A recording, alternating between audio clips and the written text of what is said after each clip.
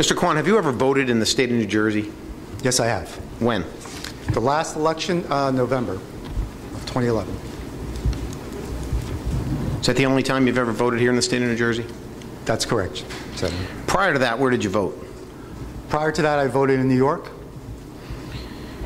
For how many years were you registered to vote in the state of New York? Since I turned voting age, which was 18. Okay.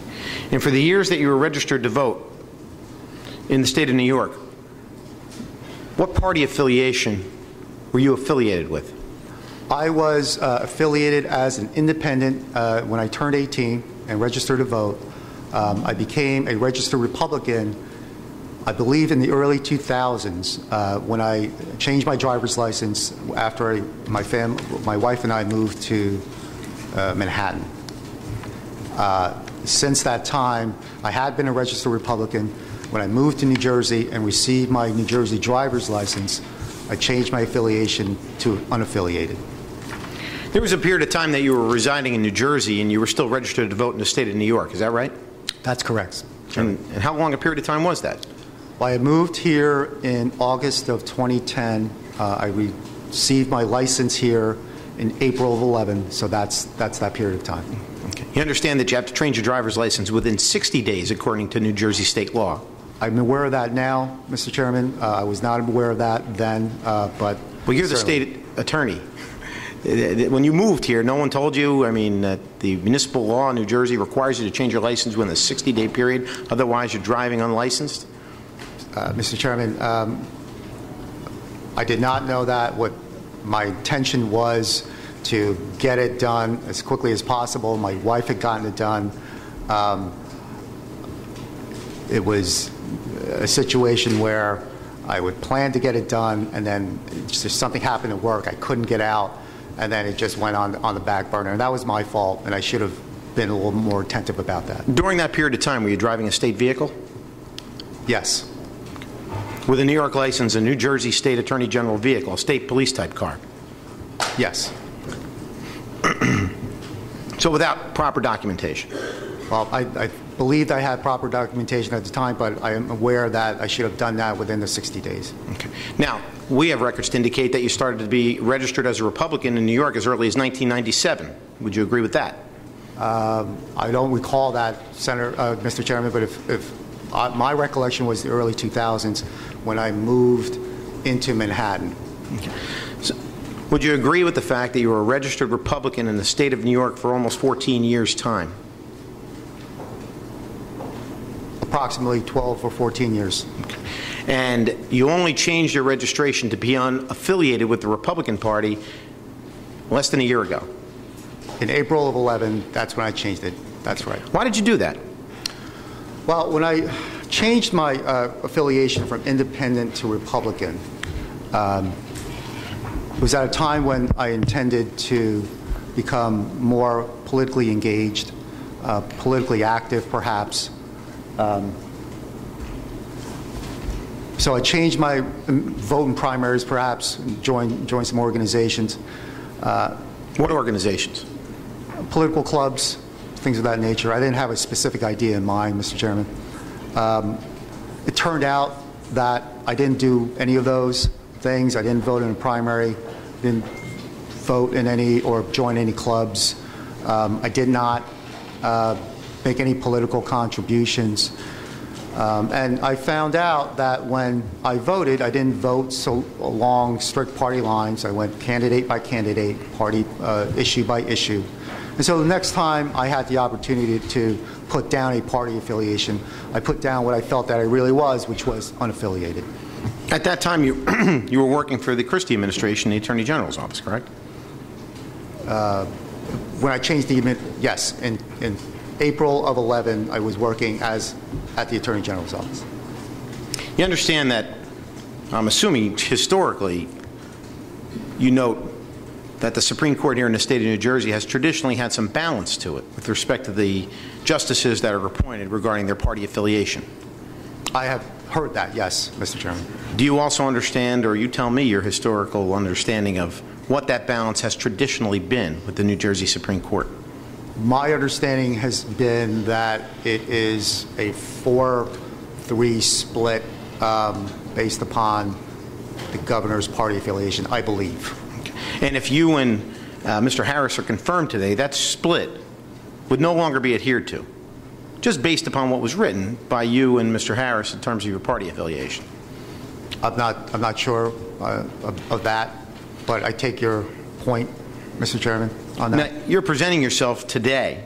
You're being presented as an unaffiliated nominee. Is that correct? Yes. And over the past 14 years, the only affiliation that you've had was with the Republican Party in the state of New York. I'm not sure exactly when I began, but certainly I was a registered Republican at that time.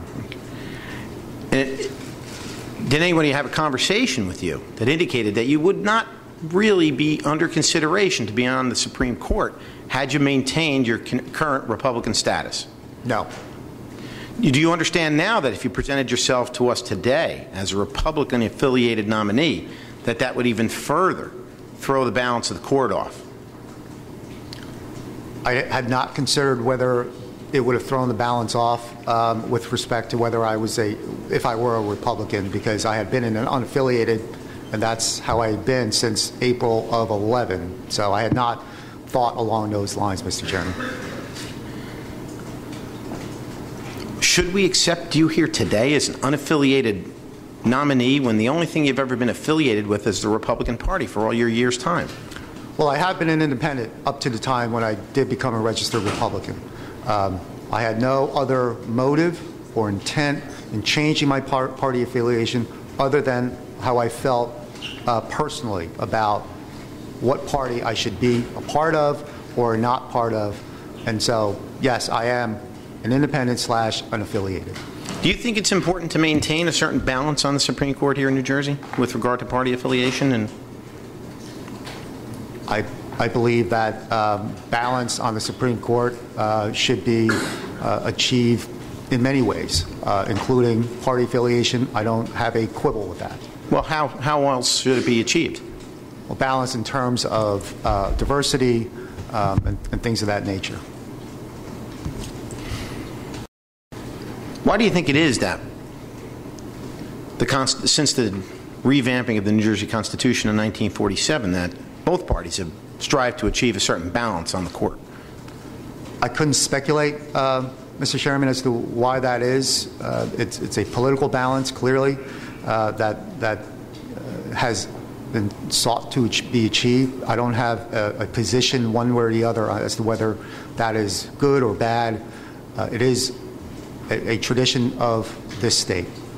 Well, since you understand it's a tradition and our members and even the governor himself understands that balance on the court does remain something of import, how can we possibly accept you on the court as an independent, unaffiliated party member when the only party you've ever been affiliated with is the Republican Party? And we already have Mr. Harris, who's nominated as a sitting Republican mayor in Chatham, so he can't become unaffiliated.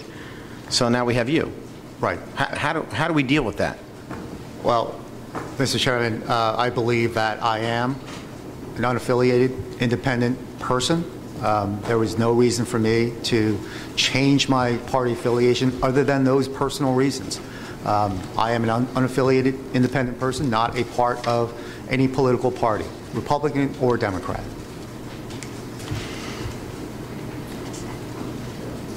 Mr. Kwon, you were kind enough to give us an overview as to your understanding of the financial problems that were incurred regarding a business owned by your family. What is the name of that business? It's called Colonial Liquor and Wine Shop. Colonial Wine Shop. Who's the owner of that business now? It's both my mother and my wife. Your wife is a 50% owner of the business? Yes. When did she become 50% owner? My wife became 50% owner of the business in November of 2009 or thereabouts. That was at a time when my father could no longer work at the store. And the idea behind that, Mr. Chairman, was my mother was 69 now, a couple of years younger back then. If something were to happen to my mother, the plan was to have at least somebody who could seamlessly operate the store, have access to the business and the like. I certainly could not do it. I'm an only child, so my wife, who was at home at the time taking care of our child, was the person who was suitable for that. You indicated that the problems, when you first became aware, financial irregularities or problems related to the business, was March of 2011, a year and a half after your wife became involved in the business. How involved was she? Well, she would go to the store on occasion. She was easing into the business, for lack of a better phrase, Mr. Chairman. The liquor store is a very specific industry, very specific niche business. You have to understand how to do many different things in terms of operating a store. So she would go there for a couple of hours a day, generally, and learn how to deal with the customers, how to deal with the vendors, stock, what type of brands there are, and things of that nature. Prior to her taking the 50% ownership in 2009, had she had any experience with the store? No. You never been there? Well, she'd been there, but not as an employee or anything. She might have helped out during the holidays on some occasions, but I don't think she was there on a regular basis at all. When she took over 50% ownership of the store, were there any documents that she had to file or in order to facilitate that transfer of ownership? I believe there was some type of gift transfer of my father's 50% shares to my wife, and then there were some corporate documents that were filled out. Did you have any discussions with your wife with respect to what that was going to entail in terms of her taking over ownership of a business and the responsibilities that came with 50% ownership of a particular business registered in the state of New York? To be frank, Mr. Chairman, I did not have extensive conversations about that. My mother and she did have conversations about what the store meant. For me, I was not involved in the store, so I wouldn't be in a position, or wasn't in a position to really talk about what was really required to be a part owner of the store or operate the store in any way. Now, Mr. Kwan, you're the family lawyer. I mean, is there any other lawyers in your family? No. Nobody talked to you about changes of documentation? I mean, I've been the lawyer of my family, the only one of its kind. I'm sure you got questions about, hey, how do we run this? Does this mean anything? What's the responsibilities I'm taking on? What about the liabilities? None of that was discussed with you? I believe they had retained an attorney for that purpose. Certainly, if they would ask me questions like that, I wouldn't know the answer to that because I don't do work of that nature. So, and I think they knew that. So they retained an attorney who could actually do those documents. And so how much time was your wife spending at the store? Off and on a daily basis. She, in 2009, went for a few hours a day while my child was in school. But it wouldn't be a particular schedule of time. And on Sundays, she would perhaps go and relieve my mother on occasion, but not on a regular basis.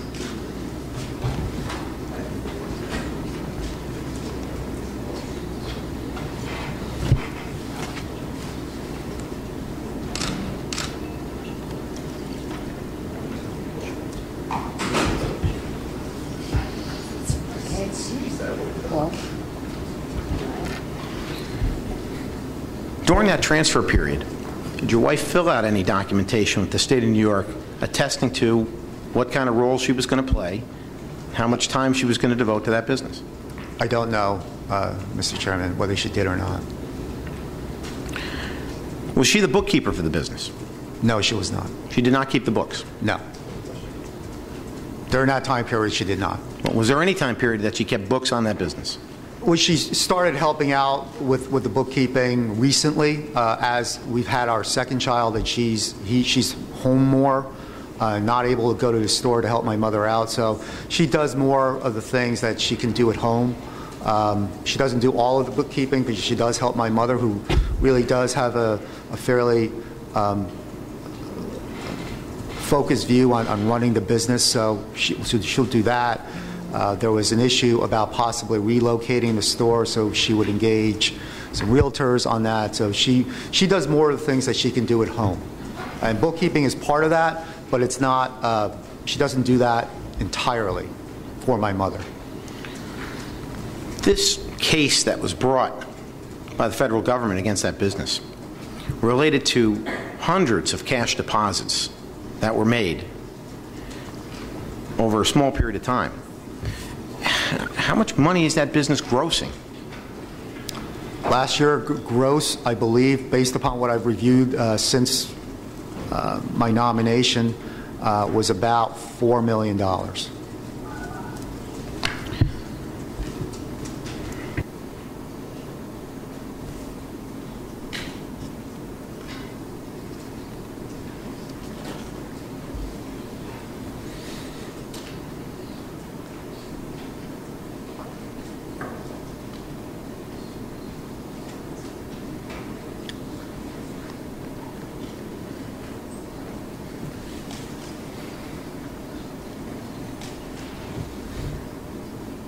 Let's talk about the store's profitability over the years.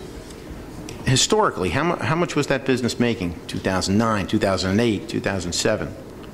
I believe the gross was increasing throughout those years, but they were from around 3.7 or 3.4, 3.5, around those. I don't know specific numbers, Mr. Chairman, but it's around those numbers. How much money was netting, though? I mean, how much was it making? I mean, you can gross all sorts of money, but really, what is a business is about its profitability. Right. How much profit was that business making? Well, last year, as a subchapter S corporation, the profits were about $120,000 generally. That's on top of the salaries that came out and all the other deductions. How about prior to that? About that same amount. Sometimes it was lower, sometimes it was higher. I don't recollect the numbers specifically right now, but it was generally in that area. Was it at any time significantly lower than the figures you just stated? It could have been. There could have been a year where they did not make a significant amount of profit.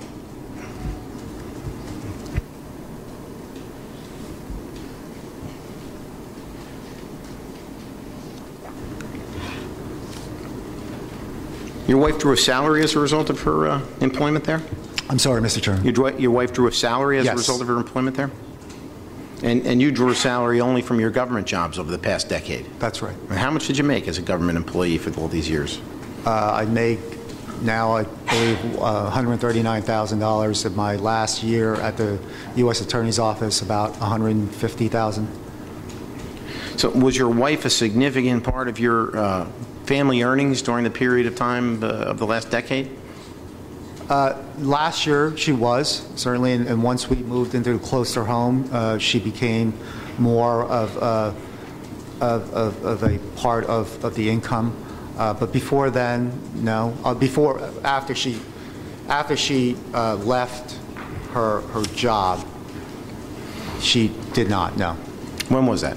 About, I believe, 2004, 2005. When did you buy the home in New Jersey? In August of 2010. Okay, and that was a purchase jointly by your entire family? By myself, my wife, and my mother. Okay. So the three of you bought the house and moved into it. You reside there as a family? Yes, with my father and my two kids. And what was the purchase price of that home? $2.3 million. How much money was put down as a deposit, and how much was financed? I believe about $1 million, which came from the sale of my parents' home in White Plains, New York.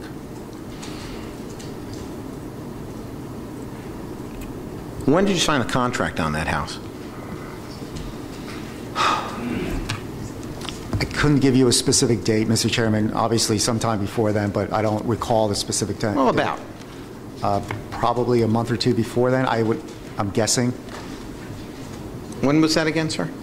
Probably maybe a month or two before we moved in. We moved in August of 10, but I don't recollect right now when the closing actually was. It may have been closer to our move-in time. I don't remember. When was the date that the government was looking into the alleged structure deposits? I think the time period was April April of 10 through February of 11. I think that was the time frame of the deposit package.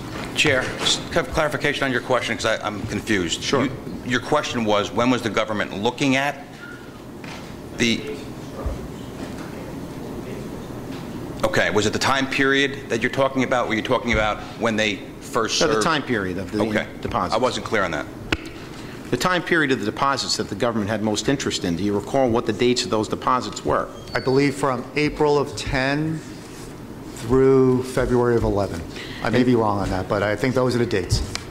And is that the same time in which you were contemplating the buying of a new home in New Jersey? We were contemplating buying a new home in New Jersey for a period of time before then. Ever since I had decided to move into New Jersey and work at the Attorney General's office in December of 9, we had begun looking into moving into New Jersey. Did your wife ever make any of these deposits? She made a few of these deposits after we started living together as a favor to my mother, who was busy on any given day. But yes, she did do a few of those deposits. So is this a regular occurrence? I'm sorry. Meaning, how often does your wife have to go to the bank? My wife doesn't go to the bank that frequently. Excuse me? My wife does not go to the bank that frequently these days for the deposits. Because it looks as though these deposits were made either on a daily or almost twice a day basis on figures that were just under the $10,000 reporting mark. Right. My mother's business was that she made deposits every single day.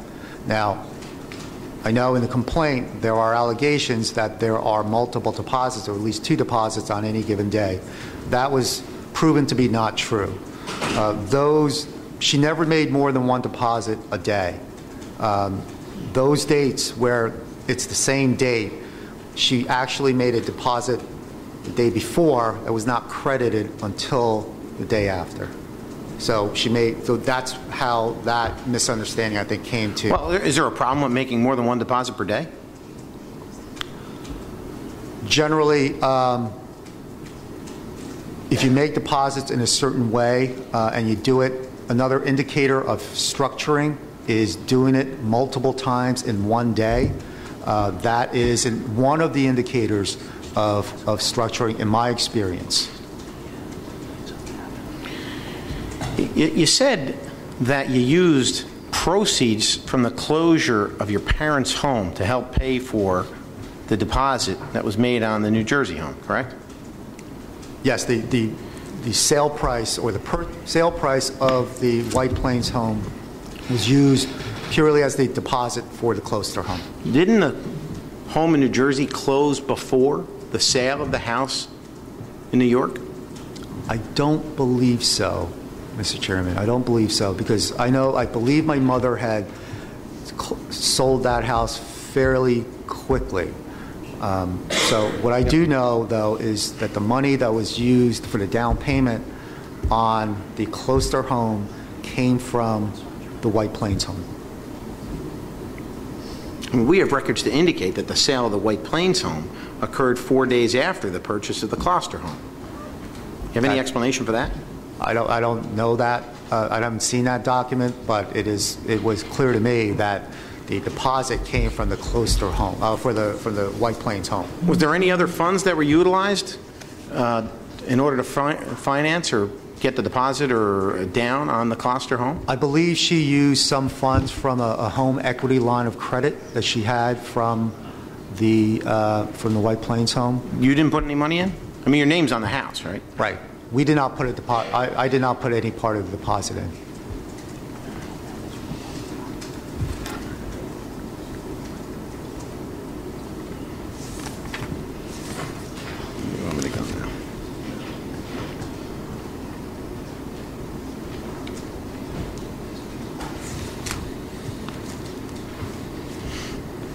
Do you know how, was your wife a named defendant in that case?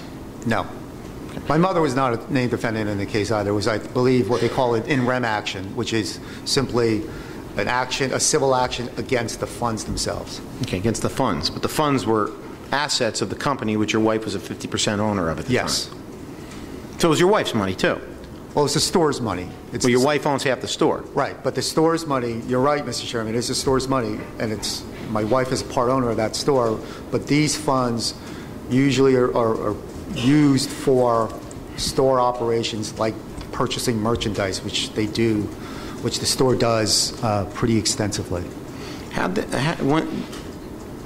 they find their first attorney?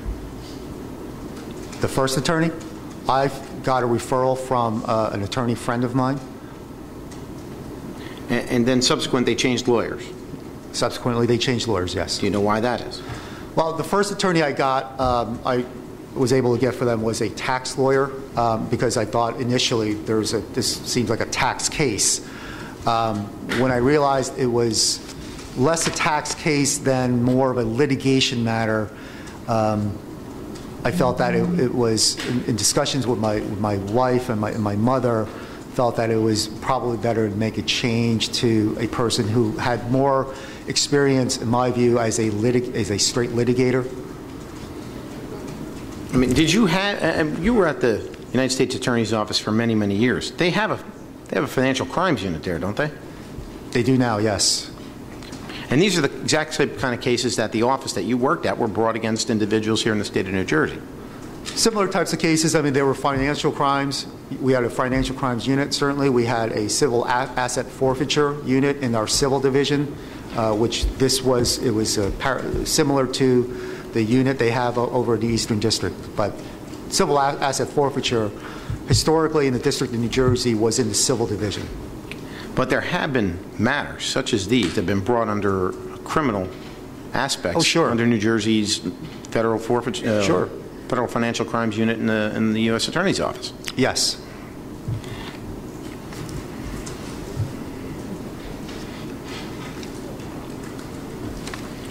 Who first contacted you about being nominated to the Supreme Court?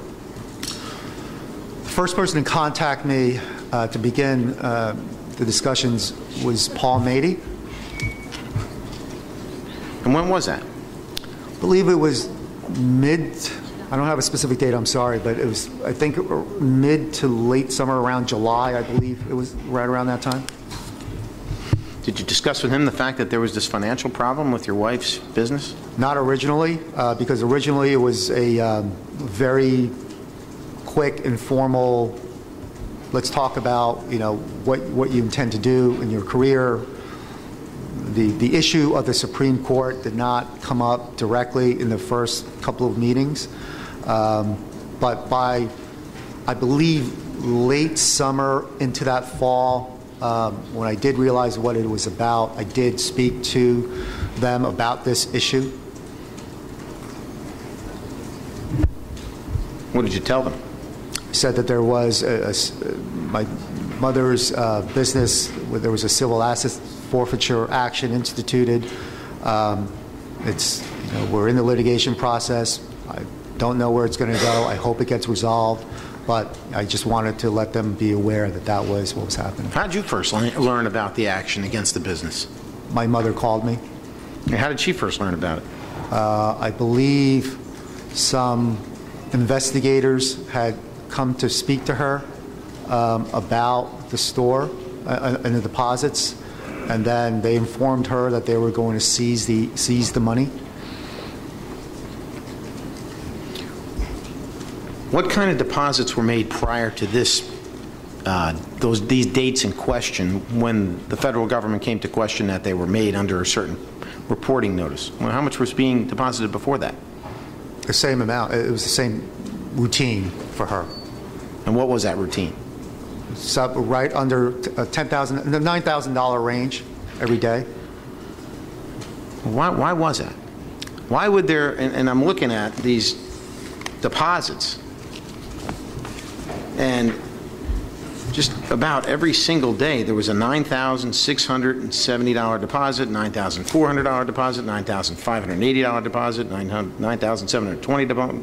I mean, it's always $9,000 and some strange other figure. Why was it always that amount? From my discussions with my mother, there was not, a specific reason. I think this is the routine that she had developed over the years. She was comfortable with this range for different reasons and not one specific reason. But once she got into this routine, that's what she did every day without thought. It was obviously not a right number to choose, but she did so without realizing the reporting requirement. But once she chose a certain routine, and I think this is her as a small business owner, she just did it by routine all the time. Well, you realize this was a serious matter when you got the high-powered law firm to represent them. It was certainly a serious matter from the very beginning, before I got any attorney. When the government comes and seizes your money, as I said in my opening statement, Mr. Chairman, it is incumbent upon you now to try to claim that money, and you now have to prove the negative, which was that she didn't do it with any malicious intent or knowingly, or she was doing anything that is the bigger issue with respect to structuring, and that's laundering money or evading taxes. All right, I'm going to yield to Senator Gill for some questions.